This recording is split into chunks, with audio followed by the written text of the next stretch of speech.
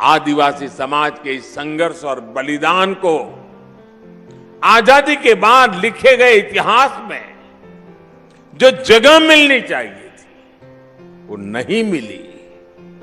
आजादी के अमृत महोत्सव में आज देश उस कमी को पूरा कर रहा है।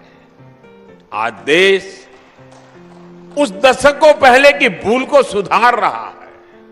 साथियों, भारत का अतीत, भारत का इतिहास, भारत का वर्तमान और भारत का भविष्य आदिवासी समाज के बिना पूरा नहीं होता।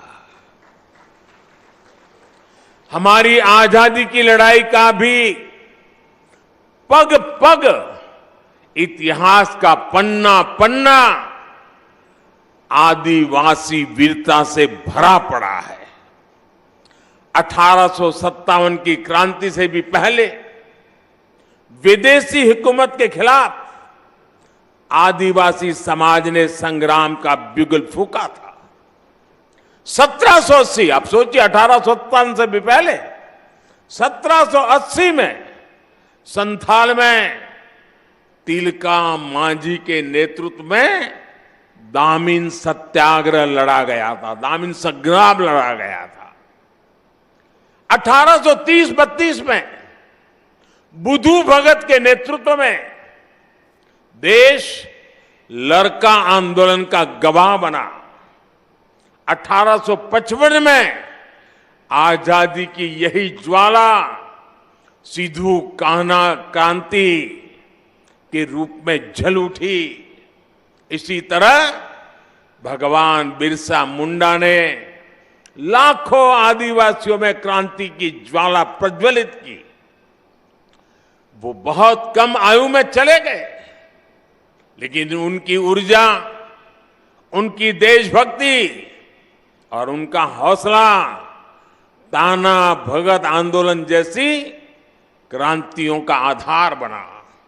साथियों, गुलामी के शुरुआती सदियों से लेकर 20वीं सदी तक आप ऐसा कोई भी कालखंड नहीं देखेंगे जब आदिवासी समाज ने स्वाधीनता संग्राम की मशाल को थामे न रखा हो।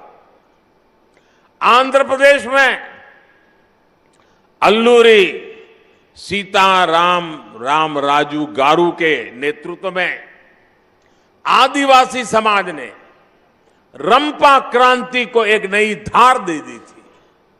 और राजस्थान की ये धरती तो उससे भी बहुत पहले ही आदिवासी समाज की देशभक्ति की गवाह रही है। इसी धरती पर हमारे आदिवासी भाई बहन महाराणा प्रताप के साथ उनकी ताकत बनकर के खड़े हुए थे। साथियों, हम आदिवासी समाज के बलिदानों के ऋणी हैं, हम उनके योगदान के ऋणी हैं। इस समाज के इसने प्रकृति से लेकर पर्यावरण तक, संस्कृति से लेकर परंपराओं तक भारत के चरित्र को सहेजा और संजोया है। आज समय है कि देश इस ऋण के लिए, इस योगदान के लिए आदिवासी समाज की सेवा कर उनका धन्यवाद करे।